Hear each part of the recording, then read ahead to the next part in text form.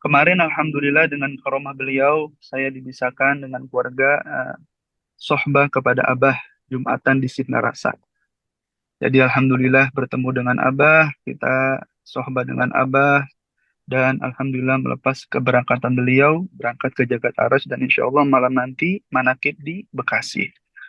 Dan alhamdulillah saya juga pada pagi ini mohon maaf tidak terlihat ini wajahnya sedang diperjalankan sama Abah. Alhamdulillah sedang menuju ke tempat saudara ada acara pernikahan. Mudah-mudahan semua urusan kita dimudahkan oleh Allah, diberkahi oleh Allah, dan diistiqomahkan dalam hal kebaikan. Ikhwan akhwat rahimakumullah, bahwasanya kita diajar oleh Pangeran Abah, dibimbing oleh Pangeran Abah untuk hidup sesuai kemauan Allah Subhanahu wa taala, sesuai kemauan baginda Nabi Agung Muhammad sallallahu alaihi wasallam. Artinya hidup kita ini segala aktivitas yang kita lakukan insya Allah setelah ikut dengan Pangeran Abah semuanya ditata rapi, khususnya dalam hal ibadah kepada Allah, dalam hal muamalah, semua urusan kita dalam thariqah ini, dalam dunia tasawuf ini, kita ikut sama Pangeran Abah sebagai syekh mursyid kita. Kalau kita mau diatur, maka insya Allah sekali lagi hidup kita akan tertata dengan rapi. Artinya, segala aktivitas kita jauhkan oleh Guru Agung dari hal yang tidak diinginkan oleh kita. Karena di antara fadilah zikir ini adalah, kata Abah, di antaranya adalah di hidup kita akan dihadirkan sesuatu yang menyenangkan, membahagiakan, menenangkan hidup, dan dijauhkan dari segala perkara yang membuat kita menyusahkan hidup kita. Dengan zikir kepada Allah Subhanahu wa Ta'ala, dengan daun zikrullah. Apalagi dalam toriko ini, ikhwan akhwat rahimakumullah, kita lihat dalam asar keseharian amaliyah kita, di antaranya adalah kita diberikan oleh karomah Pangeran Sabah untuk bisa mengatur hidup kita, khususnya waktu kita. Kata waktu itu mahal, tidak akan bisa kembali. Jangankan 1 minggu, 1 tahun, atau bahkan 1 jam, bahkan 1 menit, bahkan 1 detik, ikhwan akhwat, hidup kita yang sudah terlewat, waktu kita tidak akan pernah bisa kembali. Artinya, kita harus bisa memanfaatkan waktu yang Allah berikan di sisa-sisa umur kita untuk dimakmurkan ketaatan kepadanya. Hanya Pangersabah ini luar biasa. Kemarin ketika kami sohbah, saya sohbah sama Abah, itu beliau itu eh, Masya Allah memberikan apanya, ada belum mengambil seruling, suling ya, seruling ya, sebutannya belum menyebut dengan suling atau suruling. Itu memberikan makna suruling itu adalah diseru biar eling, kurang lebih gitu yang saya pahami. Seru maksudnya diserukan nama Allah biar eling, biar manusia ini ingat kepada Tuhannya Allah Subhanahu wa taala. Karena kalau seorang sudah lupa kepada Allah, bagaimana hidupnya ingin berkah? Bagaimana waktunya ingin manfaat? Sedangkan dia sendiri lupa kepada yang maha mengatur, yaitu Allah Subhanahu wa taala. Nah, zikir ini, torikoh ini, khususnya di apa torikoh kita adalah hanya zikir saja. Karena kalau seolah orang sudah diliputi dengan zikrullah, senang berzikir, senang mengingat Allah, senang beramal soleh, maka seluruh hidupnya dipenuhi dengan kebaikan. Sehingga tadi, waktu-waktu dia dipenuhi dengan kemakmuran, ketaatan kepada Allah Subhanahu wa Ta'ala. Karena waktu ini mahal dan waktu ini yang Allah berikan kepada kita, kita harus gunakan ikhwan akhwat semaksimal mungkin. Maka dengan zikir yang ditanami oleh Syekh Mursyid kita, ketahuilah, Masya Allah, semua aktivitas kita akan dipenuhi dengan kebaikan dan ditulis pahala di sisi Allah Subhanahu wa Ta'ala. Maka mudah-mudahan dengan karomah baru Ka'bah, dimanapun saat ini kita berada, kita masih dimampukan untuk ikut MOI pada subuh kali ini, atau khususnya dalam keseharian kita minimal dalam 24 jam, dengan zikir khauf yang ditanamkan ke hati kita, insya Allah kita yakini itulah cara terbaik yang Allah berikan bagi hamba pilihannya untuk selalu mengarungi hidupnya dipenuhi dengan keberkahan, ketaatan, dan dipenuhi dengan kebaikan. Maka dengan ingat kepada Allah, aktivitas kita akan dimudahkan untuk berbuat ketaatan, ikhwan akhwat. Sebagaimana dalam ibadah kita, khususnya dalam sholat, dalam amaliyah mursyid maksudnya, Guru Agung kan paling Masya Allah, luar biasa. Urusan sholat ini tidak bisa. Ibarat kata dientar-entarin kalau bahasa orang Betawi itu, dinanti-nantikan kalau bahasa kita. Karena sholat di awal waktu tidak akan susah seumur hidup. Sholat awal waktu tidak susah seumur hidup. Itu kata Pangeran Sahabat. Karena memang sholat ini adalah amalan yang dicintai Allah Subhanahu wa Ta'ala. Artinya tidak semua hamba, semua manusia, maksudnya Dibisahkan oleh Allah untuk melaksanakan sholat, apalagi di awal waktu dengan sebaik-baiknya. Mungkin melaksanakan sholat semua bisa, tapi yang dimaksud di sini adalah menegakkan sholat. Bukan hanya melaksanakan saja perintah Allah, tapi bisa menegakkan sholat.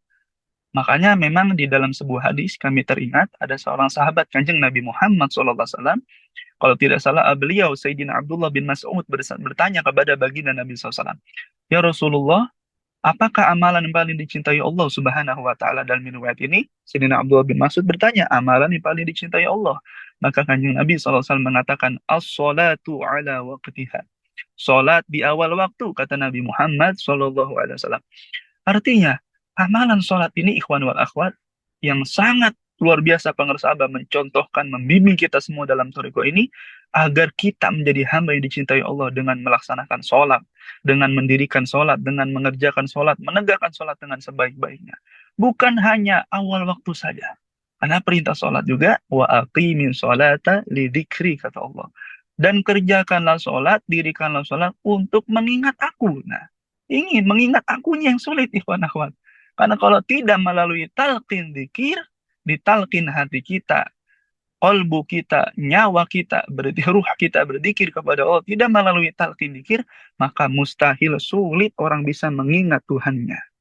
Dan Abah juga pernah mengatakan, jangan mencari khusyuk di dalam sholat, yang hanya waktunya sekian menit. Karena tidak akan pernah bisa. Karena waktu kita, maksudnya di luar sholat, lebih banyak. Maka carilah khusyuk di luar sholat. Dan Abah pun pernah mengatakan yang dimaksud khusyuk apa? Khusyuk bukan bukan apa? Khusyuk itu tidak harus buta. Khusyuk itu bukan maksudnya tuli. Semua terlihat, semua terdengar, kata Abah, tapi hati tidak terganggu. Tidak terganggu apa? Terganggu mengingat Allah Subhanahu wa taala. Maka kalau sudah di luar sholat, aktivitas kita sudah biasa mengingatnya, menyebut namanya, baik dari lisan maupun hati kita berzikir kepada Allah, maka pasti di dalam sholat yang hanya sekian menit, orang itu yang sudah ditalkin, dia istiqomah, akan mudah khusyuk, akan mudah hudur, hadir hati bersama Allah di dalam sholatnya. Karena di antara adab sholat kepada Allah yang terbaik adalah huduru qalbi ma'allah. Kata Al-Habib Abdullah bin Abdul Haddad, kalau tidak salah itu dalam salah kitabnya, ciri sholat khusyuk adalah hudurul qalbi ma'allah.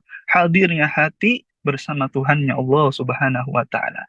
Karena sholat ini memang di antara perkara yang benar-benar komunikasi terbaik. Ibadah terbaik antara kita dengan Allah. Namun inti sholat adalah zikir kepada Allah. Lah inilah pentingnya talqin zikir. Karena memang khusyuk, kalau kita membahas khusyuk, kata pengarsa Abah, sebelum perintah 12 tahun sebelum perintah sholat Nabi di Isra Mi'raj kan mendapat perintah sholat, maka khusyuk ini sudah dikasih oleh kepada kanjeng Nabi Muhammad SAW melalui malaikat Jibril ketika itu di Gua Hira yang kita ketahui ayatnya Iqra bismi rabbikal ladzi khalaq. Iqra, materi Iqra adalah la ilaha illallah dzikir jahar, dan materi bismi rabbikal ladzi khalaq yaitu dengan dzikir khafi. Di antaranya itu penjelasan pengarsa Abah. Artinya ikhwan akhwat rahimakumullah, kita bersyukur kepada Allah. Ditemukan guru yang terbaik, ditemukan guru yang sangat dekat dengan Allah, bahkan sudah menjadi guru yang dicintai orang yang menjadi apa? Dicintai Allah Subhanahu wa taala. Maka sudah pasti murid-muridnya ikhwan akhwat yang istiqomah ikut sama pengarsa Abah, dia akan mendapat cinta Allah. Sebagaimana tadi sahabat Allah bin Mas'ud, amalan yang paling dicintai Allah adalah sholat di awal waktu. Inilah yang menjadi makanan kita. Inilah yang menjadi menu kita setiap harinya, dibisahkan dengan karomah guru agung untuk ikut dengan beliau dan ikut kepada ahli silsilah, ikut kepada baginda Nabi Muhammad SAW untuk bisa melaksanakan, menegakkan sholat dengan sebaik-baiknya.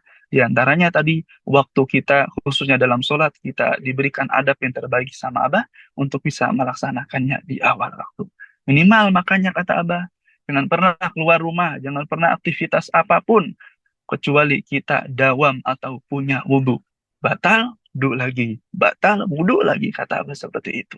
Maka dengan melaksanakan wudhu atau dawam wudhu itu mempermudah kita untuk bisa sholat awal waktu. Bahkan kata Abah yang dikejar itu bukan tempat. Kan pada umumnya seperti itu ya, ngejar tempat, ke masjid, kemana. Tapi kalau seandainya kita lagi macet di perjalanan, apalagi kalau kita di Jakarta nih, saya lagi di Jakarta, biasanya kan sore itu Masya Allah lagi padat-padatnya ikhwan akhwat. Apalagi pernah juga saya jadi ingat, saya punya kakak itu sepupu, dia nanya sama saya dulu dulu sebelum kenal Abah tentang hukum sholat, bahwasanya ini gimana, saya ini pulang kantor kurang lebih jam setengah lima baru keluar. Nah, kalau kita paksakan berangkat pulang kantor, maksudnya pulang ke rumah, kurang lebih perjalanan 1 sampai 1,5 jam, rata-rata maghribnya ini sulit katanya. Bahkan kalau macet bisa sampai 2 sampai 3 jam. Kurang lebih, mohon maaf, 2 jam perjalanan sampai rumah. Nah, ini seringnya maghribnya ini, mohon maaf, bahkan terlewat katanya. Bukan hanya telat, bahkan suka terlewat. Karena mengejar tempat, ikhwan akhwat. Tapi dulu, ya dulu karena kita belum kenal Abah, ya kebanyakan dikodok sholatnya kan seperti itu. Walaupun dalam hukum fikih memang dibolehkan. Tapi yang terbaik, dan tadi dikarenakan waktu kita yang sudah lewat tidak bisa kembali lagi, maka untuk memanfaatkan waktu yang sekarang, diantaranya tadi, menjaga sholat al waktu, yang penting kita punya wudhu. Nah, ketika di kendaraan ada macet atau ada segala macam dan sholat mau tiba, katakanlah maghrib mau tiba, maka kita cari tempat dulu. Kalau naik ke mobil kan enak tuh ya, ikhwan akhwat. Tinggal minggir, cari pom bensin, seandainya nggak ketemu, pinggir aja di pinggir jalan sebentar. Katakanlah yang penting sudah aman, langsung dia azan, dia qomat, sholat saja sudah, masya Allah. Mustaqbilal Ka'bah kata Abah, karena dimanapun kita menghadap itulah Ka'bah. Kalau memang keadaan darurat tidak ada masjid yang kita, maksudnya kalau ngejar masjid tidak cukup waktunya, apalagi di rumah tidak cukup, dan lagi di perjalanan segala macam. Nah, itu diantaranya adab kita dalam Toriko ini, memanfaatkan waktu kita khususnya dalam sholat. Luar biasa ikhwan akhwat. Jadi itu yang diberikan sama pengusaha. Nah, setelah itu Alhamdulillah, dimanapun kita bisa melaksanakan awal waktu. Begitupun kami, saya merasakan di perjalanan dari luar kota, kita macet-macetan, walaupun bisa yang namanya sholat, apa namanya, jamak kosor, tapi yang kita ketahui dari Abah, Abah itu kalau jamak tidak pernah jamak takhir ya, kita ketahui. Kalau tidak salah, Abah itu sukanya jamak takdim di awal. Nah, itu luar biasa ikhwan akhwat. Luar biasa bangga Abah itu dalam urusan sholat, benar-benar sangat disiplin loh itu. Nah, sehingga hikmahnya apa ikhwan akhwat? Di luar sholat, sahabat adalah orang yang paling terdepan dalam hal apapun. Dalam muamalah, dalam kebaikan, tidak pernah tertinggal. Karena dengan barokah zikir ini, orang yang ditalkin zikir dengan karomah syekh mursyidnya, dia bisa menjadi orang terdepan dalam melaksanakan kebaikannya. Khususnya sholat awal waktu. Sehingga tadi dikatakan sama Abah, sholat awal waktu tidak susah seumur hidup. Artinya hidup dia selalu bahagia, selalu dimudahkan sama Allah, selalu diberi kesenangan oleh Allah, dunia dan akhiratnya selalu bahagia, dijaga dengan oleh Allah Subhanahu wa taala. Inilah ikhwan akhwat, mohon maaf kurang lebih yang dapat kami sampaikan. Intinya, mari sama-sama dimanapun kita berada, selalulah istiqomah dalam amalia mursyid dan minta karomah barokah Abah. Sehingga walaupun dohir kita mungkin jauh dari Abah saat ini, teman-teman ikhwan akhwat semua ada yang di penjuru dunia, dimanapun, di luar negeri, di luar kota, secara dohir tidak dekat dengan beliau, tapi yakinilah Guru Agung tetap bisa membimbing kita.